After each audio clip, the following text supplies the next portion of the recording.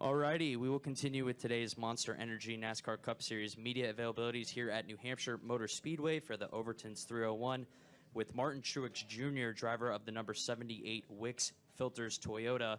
Martin is coming off a terrific performance last weekend at Kentucky Speedway where he led 152 laps on his way to his third win this year. He has the most playoff points earned this season with 28. Martin, your family has some history here at this track. Your dad and brother have wins in what is now the K&N Pro Series East. Can you talk about what it would mean for you to get a win here this week? Oh, it'd be awesome. It's been on my list for a long time.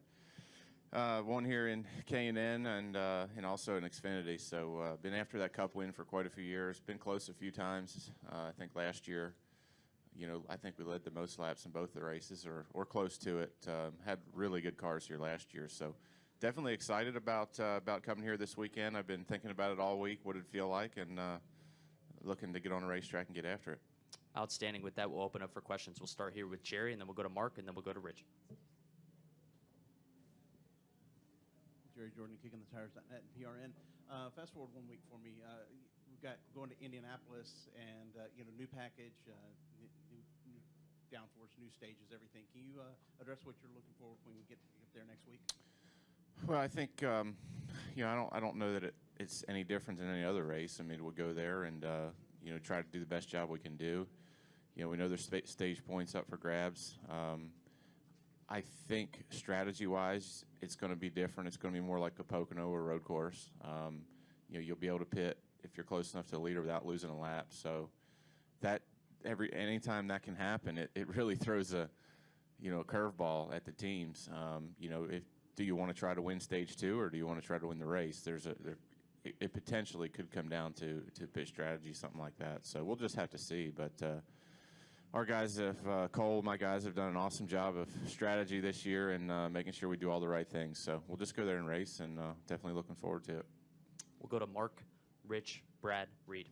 Mark Carroll, PRN. Martin, this week you find out that Eric's moving over to the 20 car. How important is it that Furniture Row Racing continue with at least a two-car team, and your thoughts about having Eric as a teammate for only 1 year?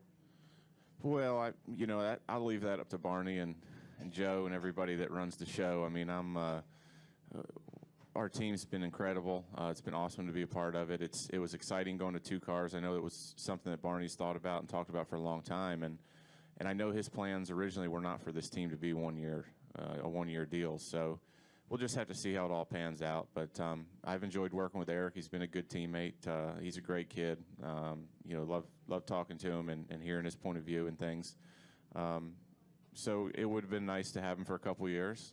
That program, I feel like, just keeps getting stronger each and every week. They had a good run last weekend, and it's a shame to see that happen that quickly. But we'll just have to see how it all pans out, and hopefully we'll be 2 cars, but I guess you never know. Rich, go ahead.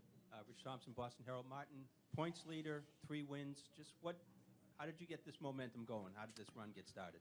Well, I think it's just just been working on it for a couple of years. Really, it's just a continuation of in 2015 we kind of started to figure things out as a group, and we just continue to keep building on that success and the momentum, and confidence is high, and just kind of using that to our advantage right now. So we've got great race cars, we've got a great team, and just everything's clicking. So having fun, enjoying ourselves, obviously, and last weekend was a big win, and hopefully we can get a few more before the playoffs start. But I think our main focus now is just making sure we're ready for those last 10 and try to do the best job we can do to go after our first championship.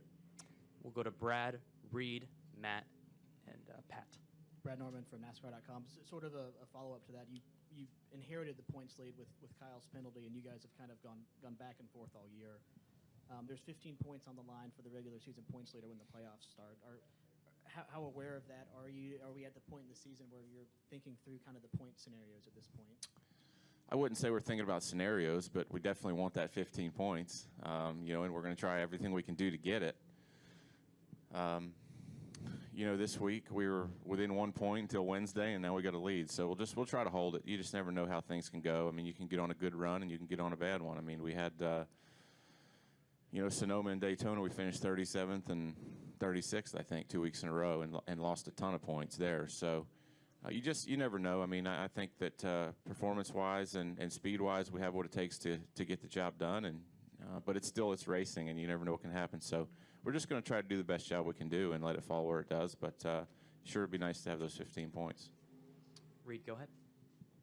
Reed Spencer with NASCAR Wire Service. Martin, have you ever had a 15-second lead before in a race where you've just built it by running away? And from behind the wheel, do you know why your car is that much faster than everybody else? I don't know if I'm pretty sure I've had a 15-second lead before. I just, I typically the green doesn't stay out for that long at that type of racetrack. I mean, it was 75 or 78 laps or something like that, I guess it was. So we were able to get the lead early. And, most of that lead we got was when we took the lead, we had 4 tires. And I think the, second through fifth had 2 tires.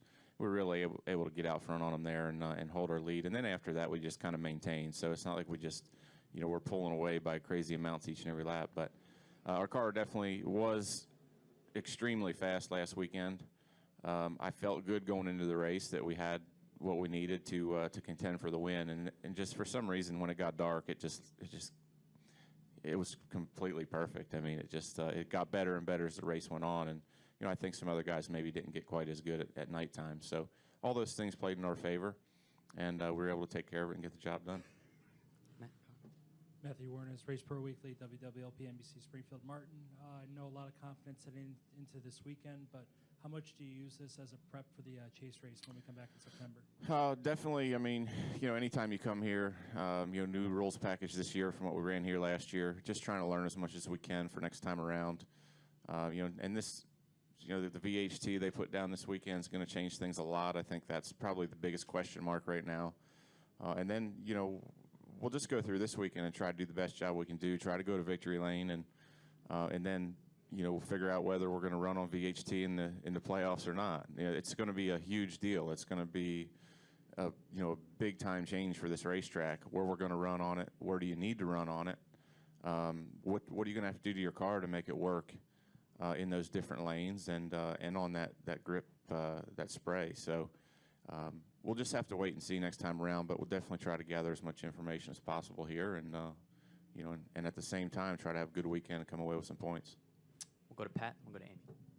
Pat DeCola, NASCAR.com. Martin, Furniture Row has been very successful as a single car organization, but is there anything that would be specifically changing for your team, the 78 team, if next year you guys do go back to that?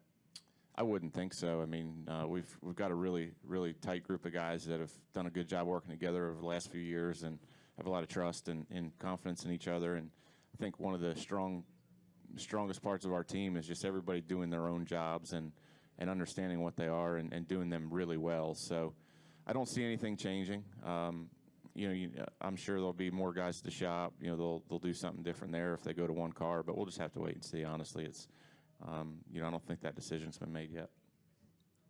All right, Amy Harrop, Race Pro Weekly. What are some of the biggest strengths and weaknesses that you've had here in the past, and what are you looking on improving on this weekend at New Hampshire? I think we've had a lot of different things happen over the years here at New Hampshire. It's really been a good racetrack for me, on average throughout my career as far as how we run. And it seems like it's one of those tracks that it's been tough to always get the finishes. Last year we had great cars in both races, and the first race we had an issue with a parts failure, and the second race, I don't even remember where we finished. I think it was 6th or 7th after leading a lot of the day. So it's just been tough to put it all together. To get the finishes, but we've ran well, and definitely looking forward to taking advantage of that this weekend. Jerry, go ahead. Jerry Jordan, kicking the tires from PRN. Real quick, you mentioned the VHT, and Joey had said the Drivers' Council had their input on it. Can you talk about where they put the VHT on the track and what you expect from that this week? Well, I've got a map of where they said they were going to put it. We'll see when we get out there if that's actually where it's at or not. I'm not on the Drivers' Council, so I'm not privy to that information, but, did see where they were supposed to put it. We'll just have to see how it plays out. Honestly, we don't know right now. We haven't been out there, so looking forward to feeling it out and seeing what we can make of it. I know the modifieds are running the third groove, which they always do here, so we'll just have to see when we get out there. It's so different. We'll go back to Matt right here. Martin, just to follow up, with 4 series here this weekend, modifieds are running different rubber, Xfinity and you guys and K&N are running on the same rubber. How do you think the modified rubber will affect the track with the VHT? I'm not sure, honestly. It's really a guess. You know, this track is synonymous with having a lot of divisions run. It's always been that way. You never want to go out on somebody else's rubber. The K&N cars these days really don't make it change a whole lot because they're Goodyears, and I think it's just a similar blend that they have in the compound. So that typically hasn't been an issue. Years ago, I can remember when the K&N ran a different tire brand, and you absolutely did not want to go on the racetrack for 15 or 20 minutes after they raced or after they practiced. So it's changed over the years, and the VHT is just another thing we'll have to figure out. So we'll see how it goes, but I imagine it'll be fine. Anything additional for Martin? Martin, thanks for stopping by, and good luck on Absolutely. Sunday. Thank you.